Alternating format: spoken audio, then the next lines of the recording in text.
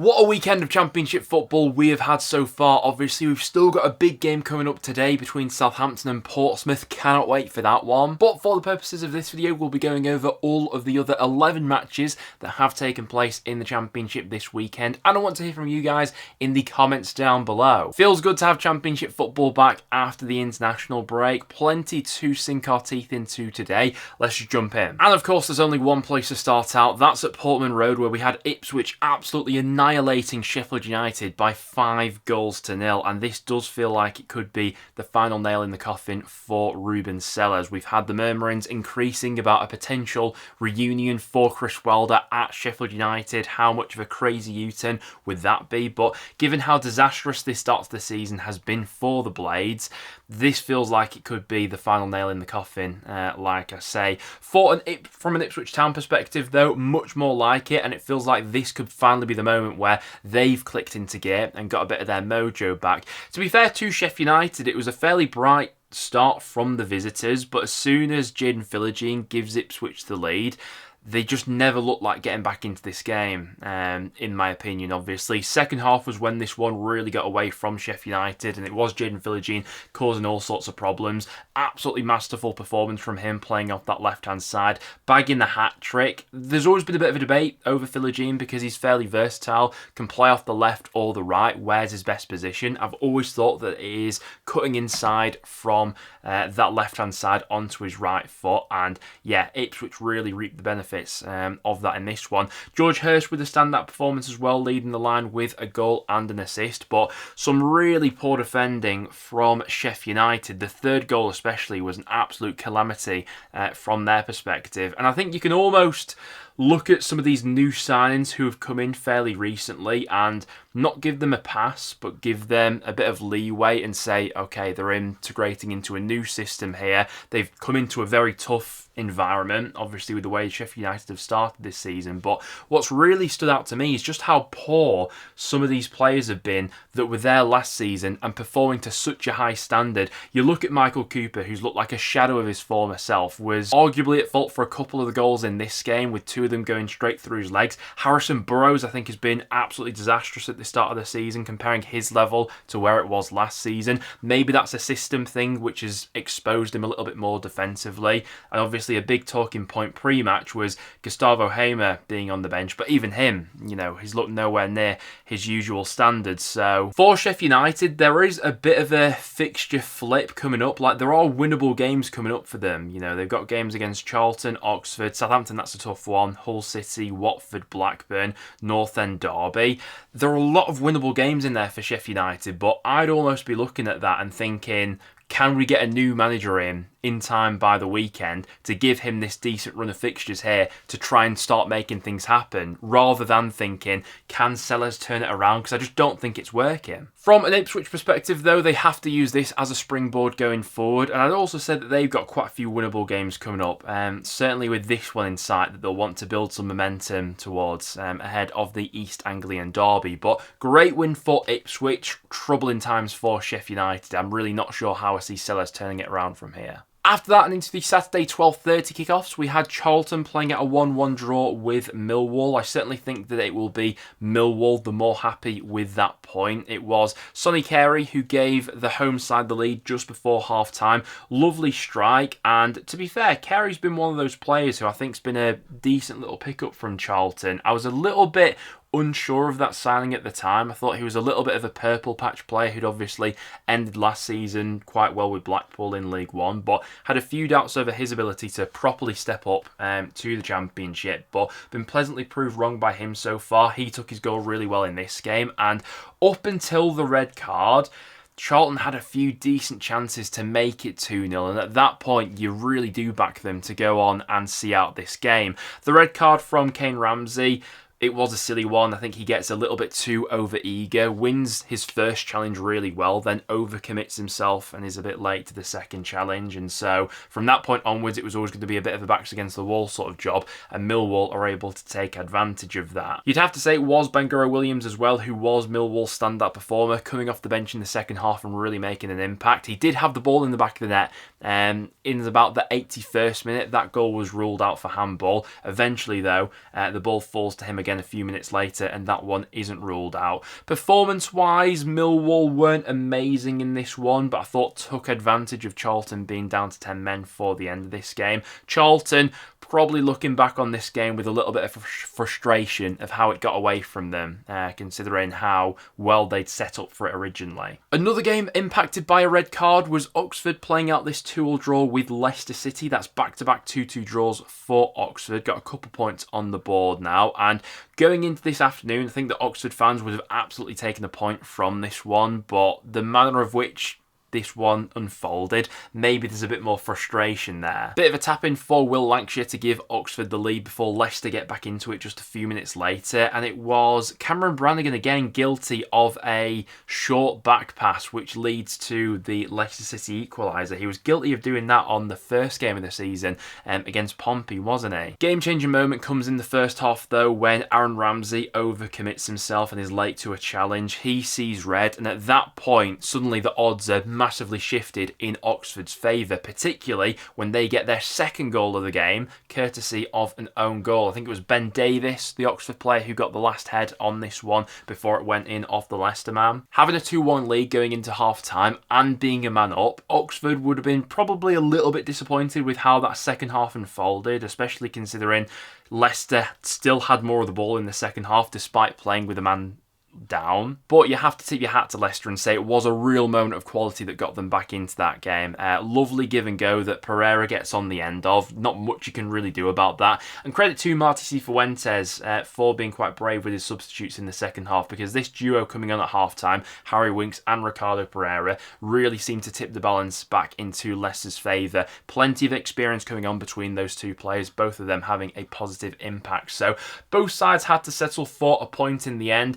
Don't think that's the worst result in the world for either side, given all the context around this game. Oxford still looking for their first win of the season, but do look like they'll be a competitive team at home especially. And we also had a 2-2 draw being played out at Deepdale between Preston North End and Middlesbrough. Really entertaining game, I'd have thought, for the neutrals watching this one. And to be honest with you, I think a point was probably the fair result on the balance of play from this game. I thought that North End had the better of the first half. Middlesbrough weren't quite at the races for those first 45 minutes. It was a lovely strike from Lewis Dobbin to give North End the lead in this one. Jordan Storey playing the ball into him in midfield. He takes a run at a couple of players. Bit of a step over to get away from Luke Ayling, and then on his weaker foot, his left foot, bends it into the top corner. Absolutely brilliant finish. And at 1-0 up, it is North End who have that momentum for the rest of the half, really. We had a few scrappy chances where perhaps we could have got another goal, but credit to Rob Edwards and this Boro side, because the fight back they showed in the second half, I think, is a testament to them and why they are top of the Championship right now. The football was much more fluid from Boro in that second half. I thought that they got better with the substitutes they made, whereas North End probably got a little bit worse. There was a bit of a contentious moment as well when Morgan Whittaker was substituted in the 66 minutes. Listen, I think that was the right decision by Rob Edwards. He had a really poor game, but he was sort of sarcastically cheered by the Middlesbrough away end, which clearly didn't go down well with Whittaker, or Edwards it would seem. Whittaker was straight off down the tunnel after that had happened. But like I say, Boro really grew into this game. It was Matt Targett with the equaliser. North End thought we'd gone ahead and won it late on, and it really came against the run of play when North End won that corner late on. Jordan Storey manages to head us back in front, but Boro, with a bit of a scrappy goal, managed to rescue it in the 92nd minute. But like I say, on the balance of that second half, Middlesbrough, at a bare minimum, definitely deserved at least a point from this game. So as a North End fan, don't have too many grumblings coming out of this one, to be honest with you. They really penned us back for that second 45. From a North End perspective, we were badly lacking Osmaich's presence in the final third, and I think that sort of led to our inability to get out of our own half for a lot of that second half, really. Dan Jebison and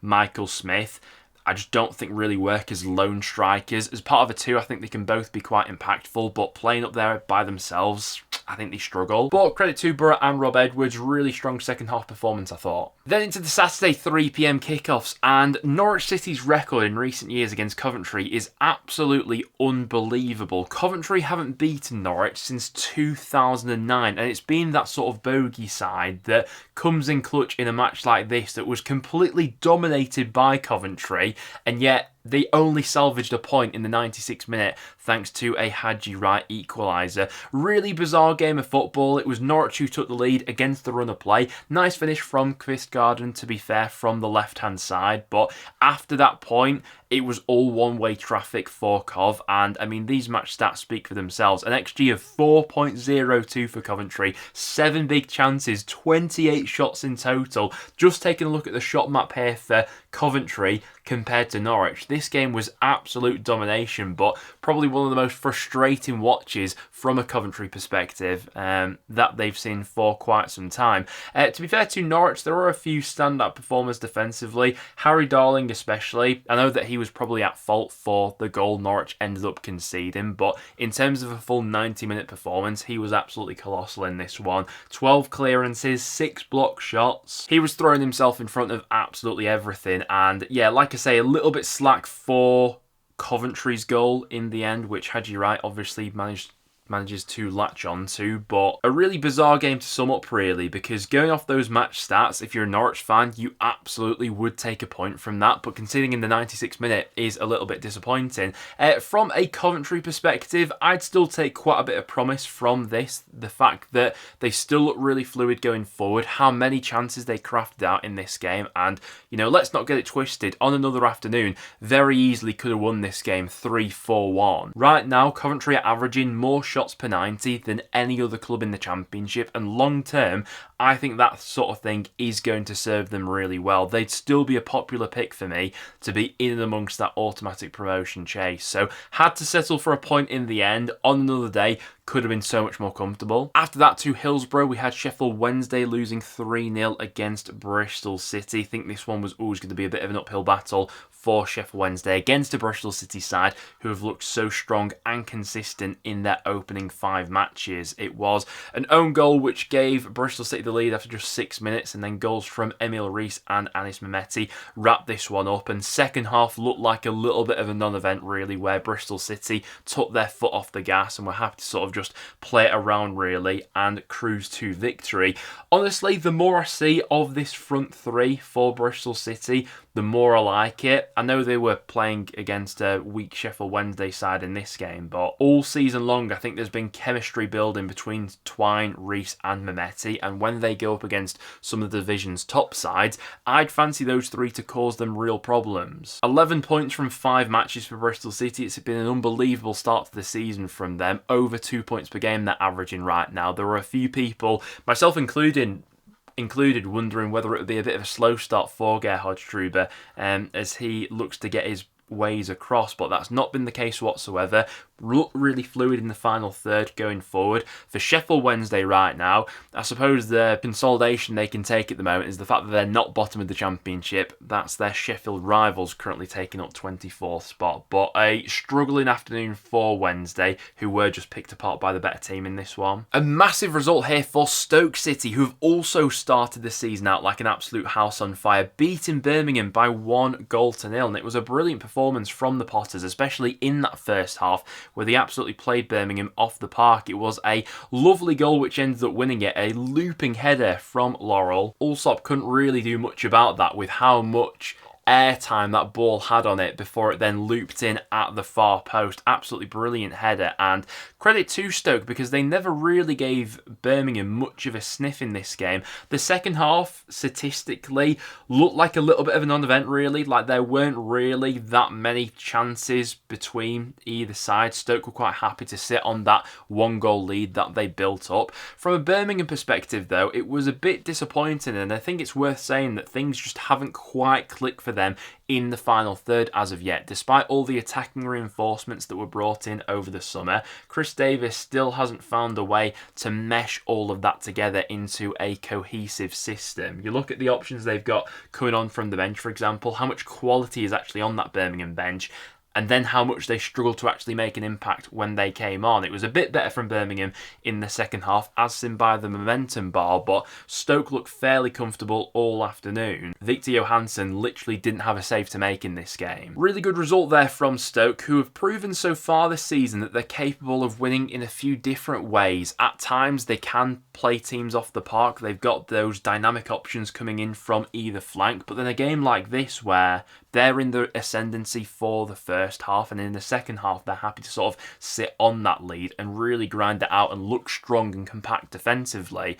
Those are good traits to have going forward. So Mark Robins' men, they're getting a lot of thumbs up from me at this point in time. Birmingham, I still fancy to come good, and we have seen good shades of them so far this season, but on this weekend's performance, they left quite a bit to be desired, in my opinion. Was quite disappointed with them, all things considered. We had Swansea playing out a 2-2 draw with Hull City. Swansea probably disappointed not to hold out for all 3 points, but Hull will feel like they were deserved of at least a point from this one. Lovely goal from Vipotnik to give Swansea the lead, but then Hull get back into it on the stroke of half-time. Ryan Giles with one of those trademark runs down the left-hand side, and a nice whip into Ollie McBurney, who scored against his former club. Swansea then retake the lead in the second half, and it's a really well-worked goal. Okui winning the ball back in midfield, driving forward, gets it out to the left-hand side for Anusa to shift the ball onto his right foot, and then Ronald with a bit of a simple finish, really. Hull had a bit of a nightmare defensively with that goal. I'm not sure what Charlie Hughes was doing,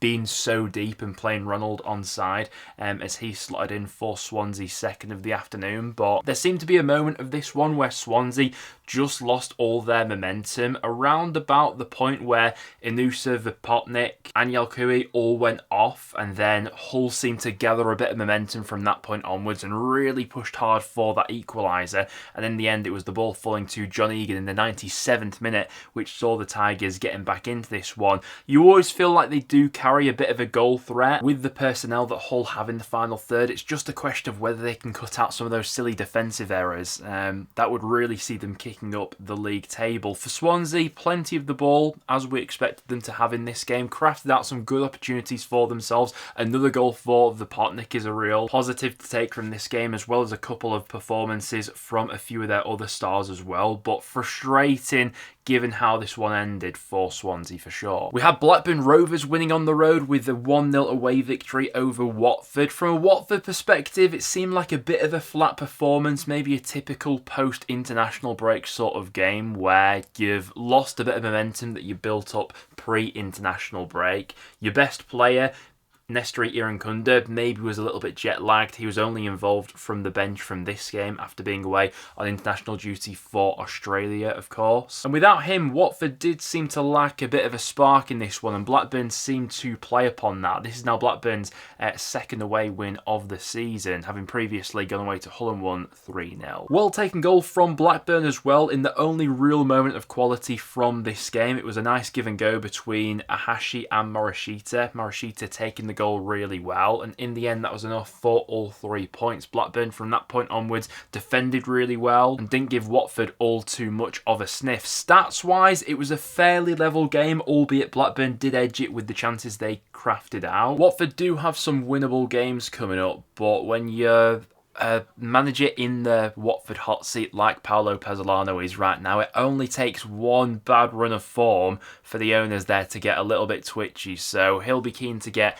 another win on the board as soon as possible. I think it's safe to say that Derby County are West Brom's ultimate bogey team. Despite West Brom dominating the possession in this one, having the vast majority of chances, it was Derby who escaped the Hawthorns with all 3 points thanks to a late strike by Andy Vyman. Now, I was backing Derby to get at least a point from this game, obviously, with Derby's record in recent years against West Brom being quite well documented. I think West Brom have only beaten Derby in one of their last 12 attempts, and Derby are definitely getting stronger. Compare this starting 11 here to what Derby were looking like a few weeks ago, thanks to the players they've got back from injury and players they brought in later in the window.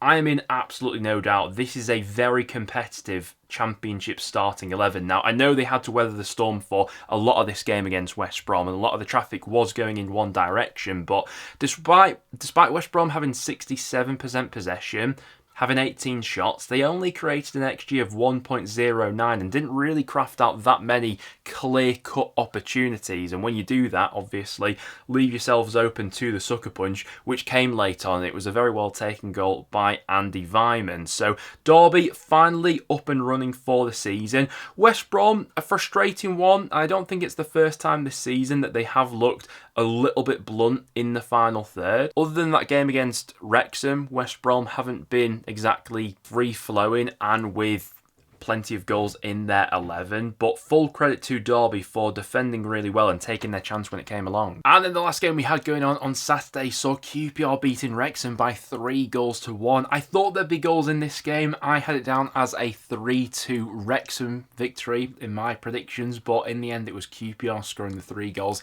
and getting all 3 points. And credit to them, they looked like a real handful going forward. Richard Kone took his goal absolutely expertly. I think he's going to be a real handful for Championship defences this season. Burrell up front as well, with a real turn of pace. He took his goal expertly. The biggest compliment you could give to QPR at the moment as well is how creative and fluid they looked in the final third, despite not having Dembele, Chet or Poku in their starting 11. I thought that these 4 combined really well. Vale, I think, with 5 chances created, which is really impressive. From a Wrexham perspective, I thought they might have turned a bit of a corner with that result they had against Millwall before the international break, but there is a bit of a concerning pattern emerging just by how vulnerable they look defensively, how many chances they tend to give away to the opposition, and I don't think that Parkinson will last that long in the job this season if they're consistently shipping 2-3 goals every game. I think the ambitions of the club will be so much higher than, a potential relegation scrap this season, given all the money that was spent on that squad this summer, and the balance of the team right now just isn't quite right. Now, to be fair, Wrexham did craft out some good chances themselves, obviously. Kiefer Moore got them back into the game in the 67th minute, and on another day, could have had more. They created 3 big chances, 21 shots, an XG of 2.64. But thanks to Paul Nardi having an expertly good game in net for QPR, he managed to keep them at bay more often than not. Bit of a disappointing one, all things considered, for Wrexham. The QPR, though, a brilliant way to come out of this international break. But there you guys have it. That will now wrap it up for today's video. Thank you very much for tuning in. If you did go to enjoy, make sure to drop a like and leave all your thoughts on this weekend's action in the Championship in the comments down below. As always, thank you very much for tuning in, guys, and I'll catch you all in the next one.